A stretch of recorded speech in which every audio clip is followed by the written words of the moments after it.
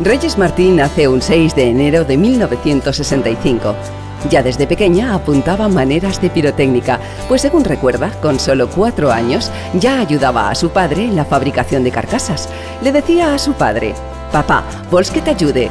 Y a su padre le hacía tanta gracia que por no oírla le decía: «Ompliu hasta esta marca», y era una niña feliz.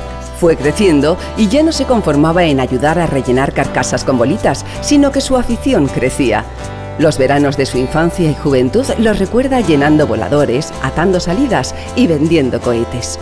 Al terminar sus estudios, empezó a trabajar con su padre, su tío y su hermano.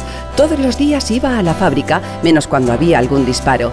Entonces la dejaban en casa, porque su padre le decía que los montajes eran duros y no eran lugar para una chica, aunque al final no hubo más remedio que transigir. Se casó en 1985 con su marido Bernardo y tienen 2 hijos, Carlos y Adrián. En 1996, junto a su marido, tomó la dirección de la empresa que había fundado su tatarabuelo, José Martí, en 1868.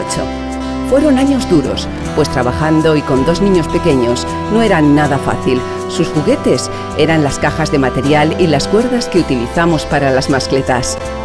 En 1998, se presentan por primera vez a un concurso, llevándose todos los premios que daban en esa edición. Era el principio de sus participaciones en el mundo de los concursos. Un trabajo duro, pero valía la pena oír los aplausos de la gente cuando finalizaba el disparo. En el año 2001, empiezan a disparar en la plaza del Ayuntamiento de Valencia. Iba a hacer historia, una mujer disparando en la plaza. Allí estaba toda su familia apoyándola en un día tan especial. Además de los innumerables premios que ha conseguido en concursos, también ha recibido homenajes y reconocimientos. El Trodebac de la pirotecnia, el del Ayuntamiento de Burriana como empresaria y emprendedora, el de la asociación El Cuet, el de la Falla Marqués de Montortal, Berni y Català y el de la revista Lletra Fallera. En el año 2009, a pesar de romperse un tobillo e ir 2 meses y medio con escayola, no se perdió un disparo ni aún menos ningún certamen de los que se habían presentado.